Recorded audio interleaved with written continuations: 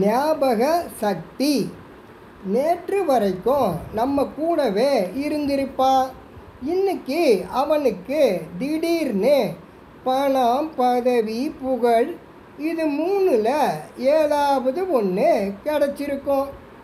நாளைக்கு அவன் முன்னாடி போய் நில்லுங்க, யார் நீங்கள், உங்களை எங்கேயோ பார்த்தது மாதிரி இருக்கேன்னு சொல்லுவான்.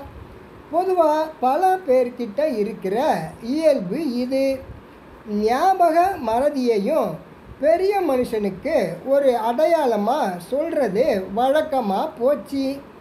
சில பேர்கிட்ட அது இயல்பாகவே இருக்கும். அதை நாம் குறையாக சொல்கிறதும் தப்பு. அபாரமான ஞாபக சக்தியுள்ள அறிஞர்களும் உண்டு, கவிஞர்களும் உண்டு.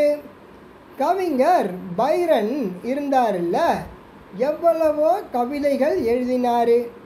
அதில் எதை வேணும்னாலும் எந்த சமயத்தில் கேட்டாலும் ஒரு சின்ன தவறு கூட இல்லாமல் ஒப்பிச்சிடுவாராம். ஆனால் வால்டர் ஸ்காட்டுங்கிற கவிஞர் அதுக்கு நேர் விரோதம்.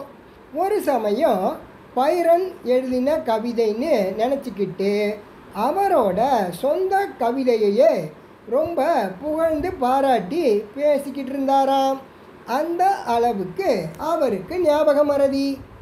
அமெரிக்க ஜனாதிபதியாக இருந்தாரே தியோடர் ரூஸ்வெல்ட், அவருக்கு ஞாபக சக்தி ரொம்பவும் அதிகம். பல பேரை சந்திக்கணும், பேசணும்னு ஆர்வம் கொண்டவர் அவர் யாரை சந்தித்தாலும் சரி, அவரோட பழக்க வழக்கம், அடையாளம் இதையெல்லாம் நல்லா கவனித்து மனசில் பதிய வச்சுக்குவாராம். இது அரசியலில் அவருக்கு ரொம்ப உதவியாக இருந்திருக்கு. ரெண்டாவது தடவை அவர் யாரையாவது சந்திக்கிறப்போ ரொம்ப வேண்டியப்பட்டவரை கூப்பிடுறது மாதிரியே பேர் சொல்லி கூப்பிடுவாராம். கூப்பிட்டவங்களுக்கும் உச்சி கொழுந்து போயிடும். ஒரு சமயம் ஜப்பானிய பேங்க் அதிபர் ஒருத்தரை பார்த்துருக்காரு. 15 வருஷத்துக்கு முன்னாடி அவங்க பேசிக்கிட்டு இருந்த விஷயத்தை தொடர்ந்து பேசினாராம். ரூஸ்வெல்ட் அதிபர் அசந்து போயிட்டாராம்.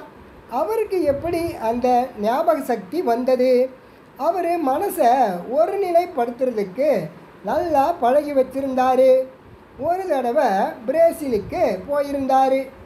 ஒரு மரத்தடியில் உட்காந்து இப்பன் எழுதின ரோம் சாம்ராஜ்யத்தின் வீழ்ச்சிங்கிற நூலை படிச்சுக்கிட்டு இருந்தார்.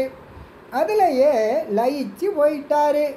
கொஞ்ச நேரத்தில் மழை பெய்ய ஆரம்பிச்சிட்டுது. அது கூட தெரியாமல் இவர் சொட்ட சொட்ட நனைஞ்சிக்கிட்டு படிச்சுக்கிட்டு இருந்தாராம். மனசை அந்த அளவுக்கு ஒருமுகப்படுத்தக்கூடியவர் அவர். அதுதான் அவரது ஞாபக சக்திக்கு காரணம்.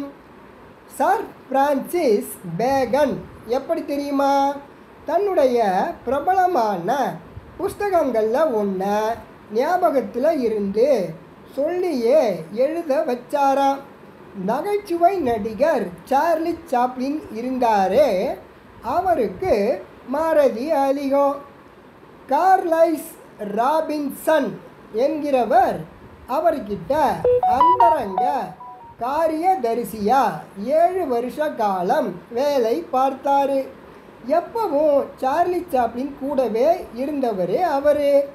அப்படி இருந்தும் அவரோட முழு பெயரும் கடைசியில் சார்லி சாப்ளினுக்கு ஞாபகமே இல்லையா? எது எப்படி இருந்தாலும் நம்மை பொறுத்த வரைக்கும் நாம் ஞாபக சக்தியை வளர்த்துக்கிறது தான் நல்லது. மனசை ஒருமுகப்படுத்த பழகிக்கிறதுக்கு தான் அதுக்கு சிறந்த